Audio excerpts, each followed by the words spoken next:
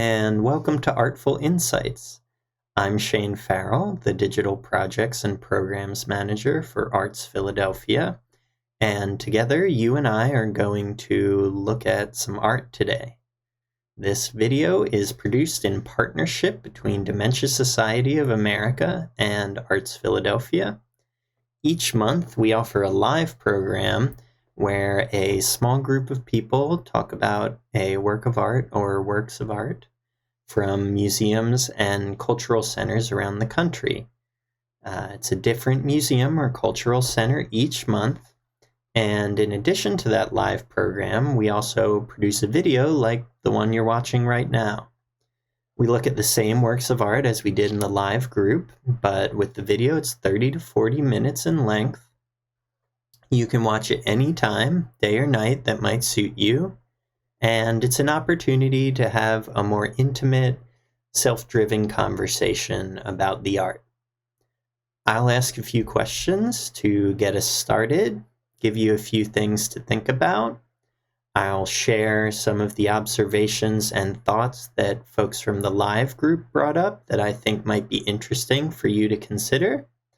But really, this video each month is about you. It's about what you see in these works of art, how you respond to them, and just having the opportunity to look at a work of art and think about it at your own pace. If you're watching this video with someone, please feel free to pause from time to time if you'd like, so that you can have your own conversation. If you're watching on your own, we're delighted to have you, and it'll be a conversation just between the two of us. So, without further ado, I'd like to introduce you to the museum or cultural center that we're visiting today. Welcome to ARTFul Insights. So, here we are at the museum we're going to be visiting today.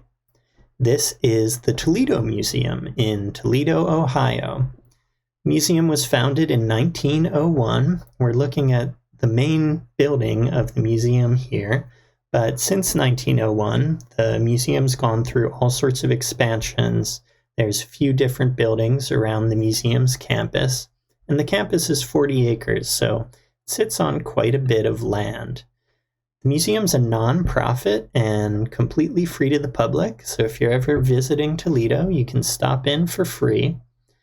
They have a very big collection of 19th and 20th century American and European art, but their collection spans a lot more than that. Different cultures all around the world, different time periods from throughout history, all the way up to modern and contemporary work. They're also known for having a large collection of glass art, and they have a special building dedicated to their glass art collection. The building's pretty unique. It has these curved glass walls that create a very interesting architectural effect, and they host all sorts of community events in this glass art building. In addition to this, the museum also contains a concert hall, which is where the Toledo Symphony Orchestra plays. So the things that happen at the Toledo Museum aren't just limited to the visual arts. We also have some music happening there as well. So now that you know a little bit about the Toledo Museum, why don't we go ahead and take a look at the artwork that we're going to be looking at today. So here is the piece of artwork that we're going to be taking a look at today. And before I say anything about it, I want to give you a chance to just look it over. See where your eye goes first. What are some of the first details that you notice about this painting? What are the things that jump out at you and kind of grab your attention? So why don't you just take a moment or two to take a look at this piece, see what you see, and then we'll come back and have a little bit of a discussion about it.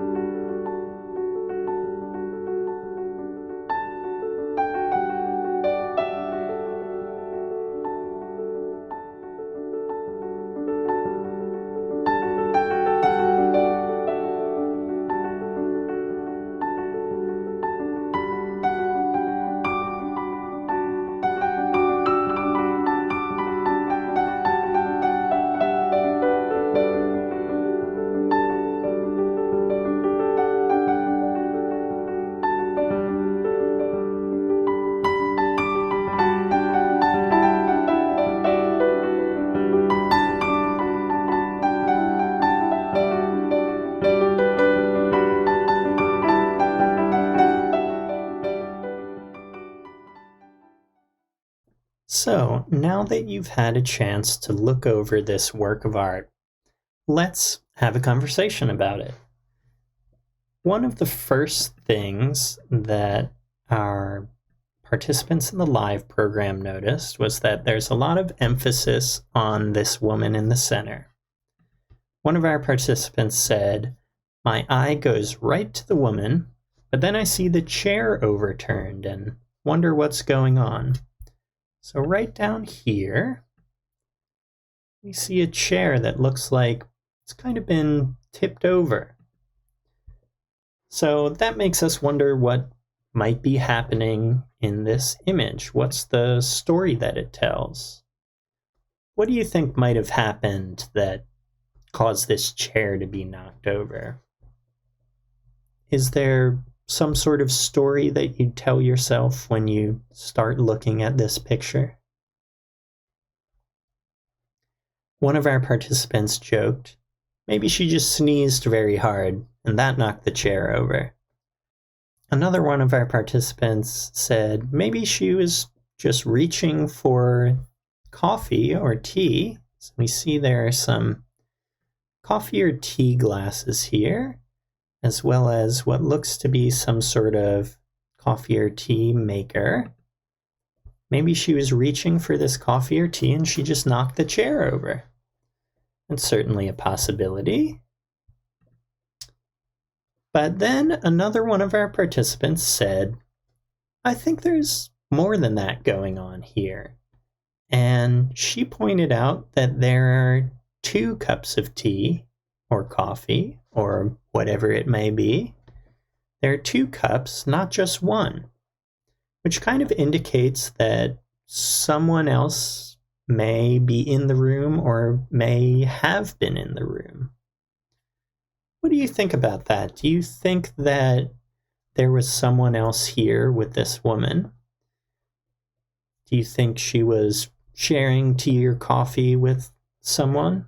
And who do you think that person might be? So one of the things we often do when we look at a work of art like this is we start to build a narrative. We kind of tell ourselves a story about what might be going on in this work of art. And that's something our participants in the live program started to do right away. They started coming up with different stories about what might be going on here. What do you think it is about this particular work of art that makes us want to tell stories about it?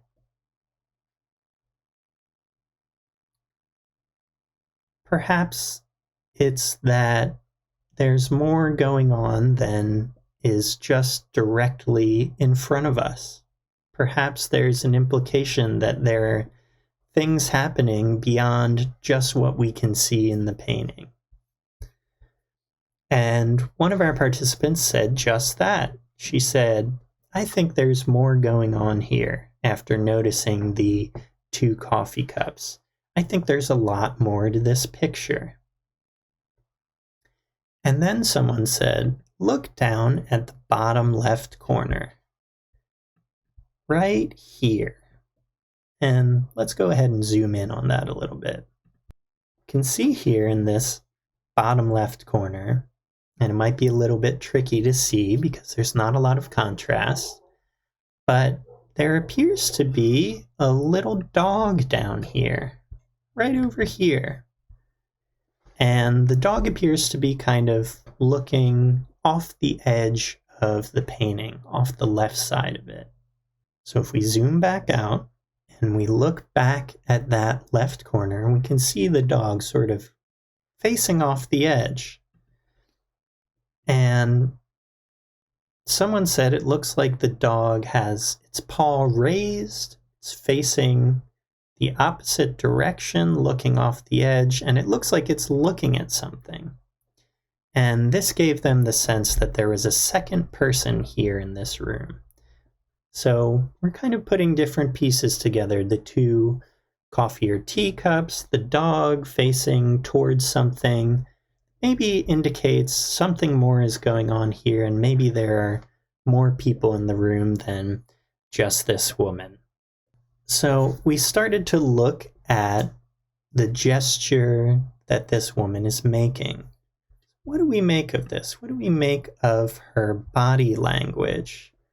What does it seem like she might be communicating with the way that she's seated, with the way that she has her hands positioned, with the expression on her face? And in fact, let's zoom in a little and take a closer look while we think about this question of what does her body language tell us? So now that we're zoomed in, we can get a little bit of a better look at it. What do we think about this? One person said, "To me, it looks like she's a little frightened or scared." Would you agree with that? Do you think she looks frightened? Do you think the way that she's seated, the way she's gesturing, her expression expresses fear? Another person said, "It looks like she's saying, 'Wait, wait,' with those arms," as if she was calling out to someone who might be leaving the room to wait and not leave yet. And they also added, "She does look a bit startled." What do you think? What do you think this person is communicating?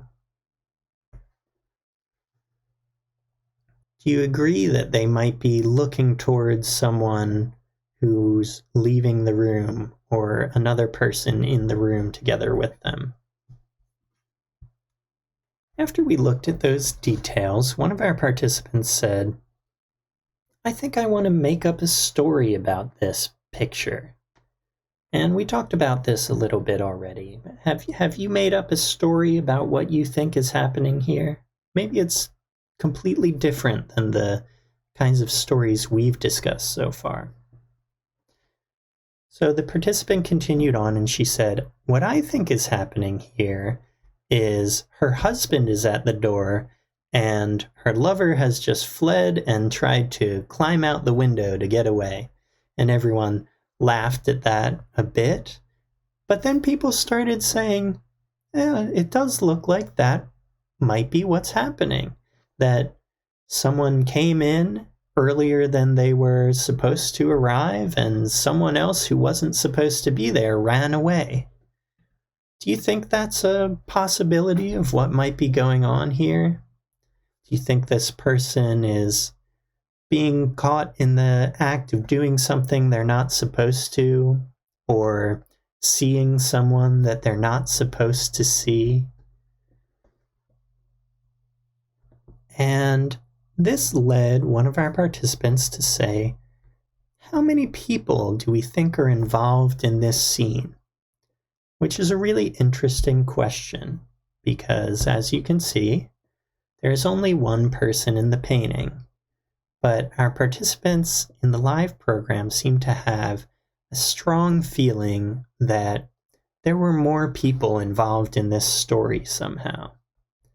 Do you agree with that? Do you think there were more people than just the person we see in the painting involved in what's going on here? How many people do you think might be involved? 2 people, 3 people, maybe even more? There's all sorts of things that could be outside the edges of the painting that we're seeing. We can let our imagination kind of come up with whatever it wants to outside of the edges of the painting. What are you coming up with? What do you think might be out there? This led one of our participants to say, "There really are infinite stories you could tell with this painting. And the details are so beautiful that it lets you tell a lot of different stories with each little thing that you notice." So we started looking at some of the other details in the painting, besides the woman, the dog, the chair, coffee and tea mugs that we've talked a little bit about already. What are some of the details that you notice? And what might these details tell us about the scene that's happening? Or tell us about the woman that we see here. One of the first things we looked at was the blue curtain in the background. Someone said, wow, it's a really beautiful blue curtain. And we thought maybe it's a canopy for the bed that kind of encloses the bed that she's laying on. Someone else pointed out, wow, look at how detailed the shadows on the curtain are. It's really beautifully rendered and almost looks like a photograph.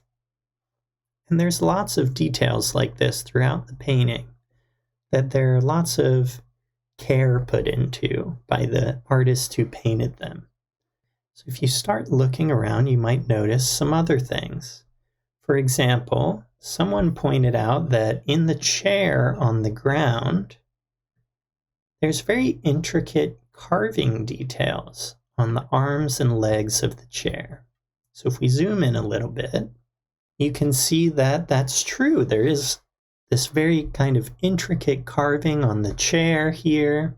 There's a similarly intricate carving on the table to the left.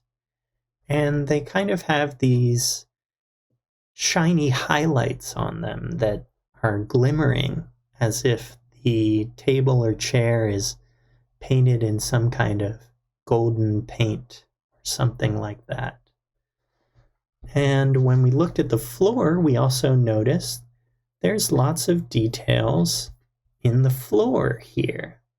There's a kind of intricate pattern in the carpet as well. So everywhere we looked, we saw these intricate details. Are there some other intricate details that you noticed about the painting? And as we noticed all this detail, we started to wonder what it told us about the person in the painting. What do these details indicate about what type of person she might be? What do you think they're telling us?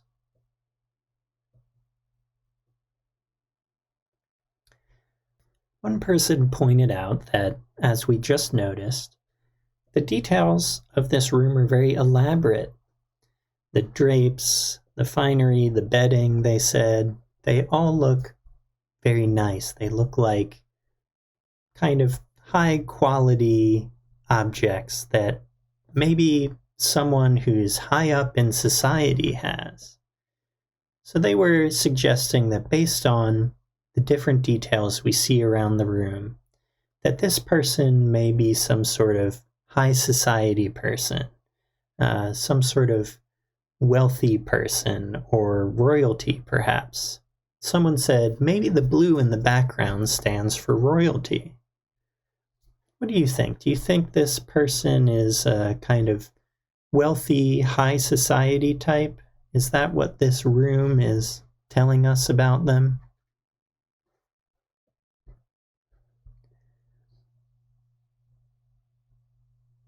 As we discussed what sort of person this woman might be, someone else noticed another detail. If we zoom in a little bit, so as we looked a little closer at this woman, we noticed that her hair seemed to have been done in a kind of elaborate fashion. So if we look at this woman's hair, we can see that all around here, there are these curls, as if someone has done her hair for her. So perhaps, as we said, this is some sort of high society person, and they had someone come in and do their hair for them and perhaps put curlers in to make it look this way. So if we think this painting was possibly done during the 17 or 1800s, that means that her hair would likely have been curled by something called pipe clay curlers. They were small clay objects. They look kind of like little bones, and they would be heated in an oven and then wrapped in someone's hair to give them curls. It's also possible she would be wearing a wig, which would be common among high society people during this time period. What do you think? What do you think about this person's hairdo? Does it indicate anything to you? Or do you think that's just naturally the way her hair looks? As we continued looking at this woman, people started speculating about what age she might be. And we got kind of a range of answers. Some people thought she might be as young as 16. Some people thought she might be in her 20s. How old do you think this person might be? And what are the details you notice that might give you a clue about her age?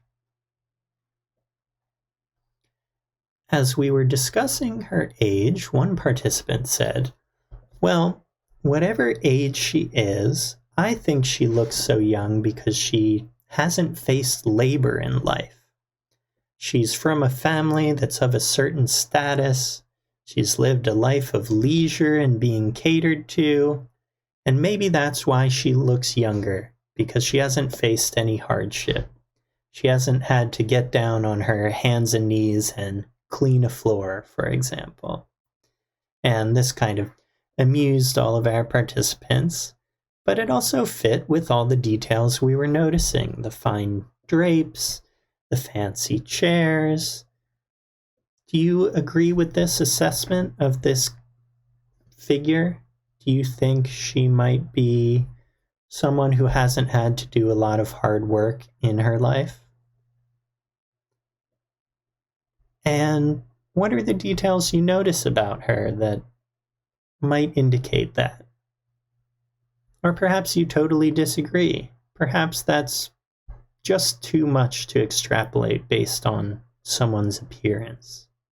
After we spent all this time kind of putting together narrative details of this painting, we started to look at some of the more formal details of what's going on. And something we fixed on was the light in the painting. What are some things you notice about the way light is handled in this painting? Earlier, we talked a little bit about the blue drapes in the background, and someone had mentioned all the shadows and highlights on the drapes and how detailed they were.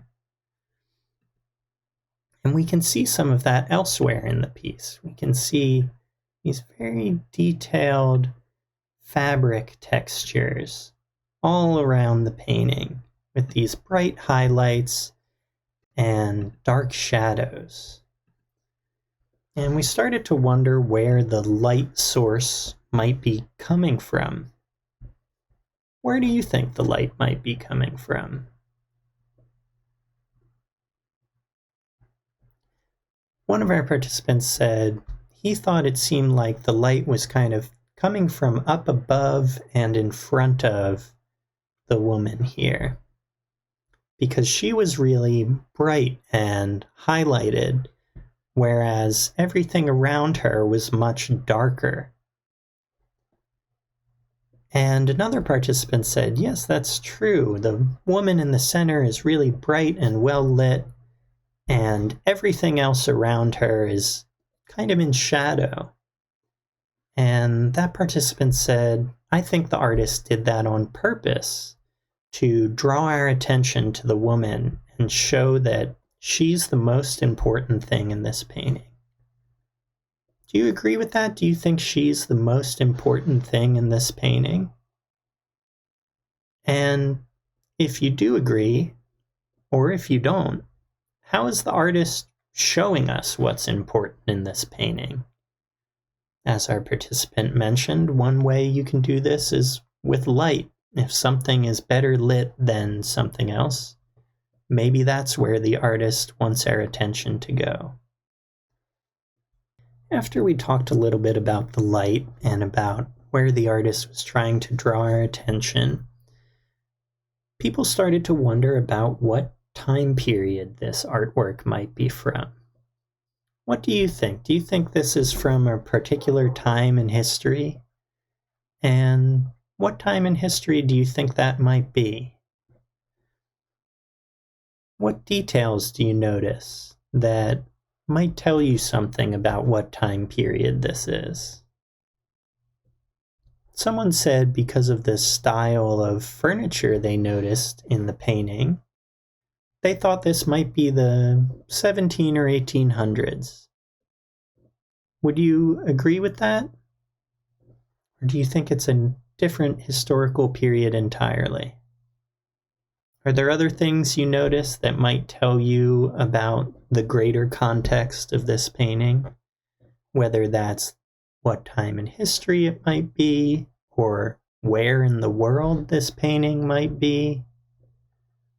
What do we think the artist is trying to tell us about the context of this painting?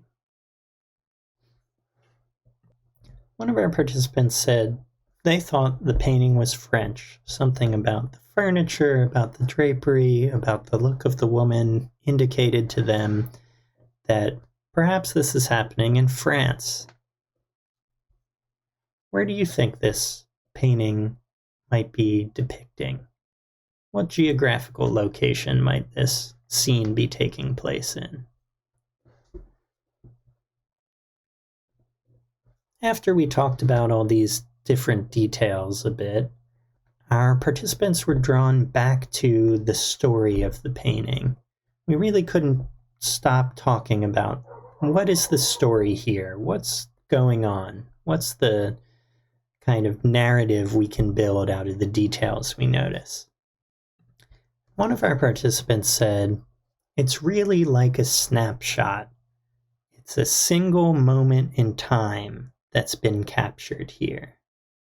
And I think that's a really interesting way to look at it. This painting's sort of a snapshot.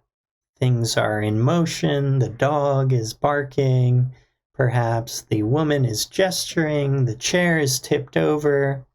It really captures a sense of action, the same way a photographic snapshot might, where we've captured a specific moment in time, right in that moment.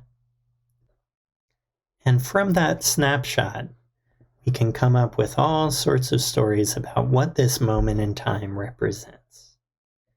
And I hope you've come up with some stories that our participants haven't thought of. As I said, they thought of all different things about people walking in and other people escaping, and perhaps this woman spending time with someone she wasn't supposed to. Maybe you've come up with a story that you like better than what our participants came up with. I would love to hear what sort of stories you came up with about what might be going on in this painting. And as we started to kind of finish up our conversation and go over all the stories we had been coming up with, someone asked, what's the title of this painting? And the painting is titled Fear. So now that we know the title of the painting, we know that it's called Fear. Does that change the way that we're looking at it? Does that change the story we might be telling about what's going on here? Fear is a very strong emotion, so perhaps something very dramatic is happening here. And it could be something we haven't come up with yet. Do you think the woman in the painting looks very fearful? Why would the artist have titled this painting Fear? What do you think?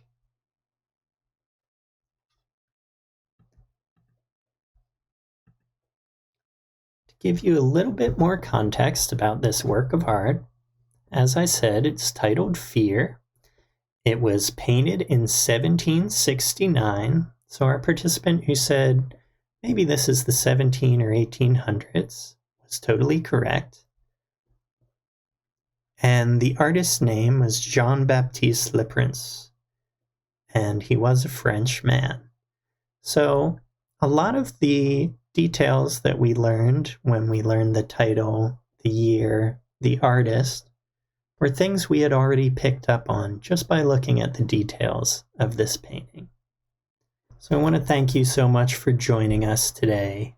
We really appreciate you taking the time with us to spend looking at some artwork, looking at all these details, telling ourselves different stories about what might be going on here. We really hope that this has been fun for you. We hope that you might watch another one of our Artful Insights videos. We want to thank everyone who helped us make this happen. We want to thank the Dementia Society of America, and we want to thank the Toledo Museum for having us for this program, and give a special shout out to Allison from the Toledo Museum who helped put this all together. If you enjoyed looking at this artwork together with me, I would encourage you to go to artsphilly.org and sign up for one of our live programs that takes place over Zoom, where we can all get together with a bunch of other people on Zoom and talk about this artwork in a kind of group setting. I've really enjoyed talking together with you, so hopefully you'd also enjoy talking together with the rest of our participants and some of the other staff from Arts Philly. Thanks again so much for joining us for Artful Insights. I'm Shane Farrell, the Digital Projects and Programs Manager for Arts Philadelphia, and I hope to see you again sometime soon.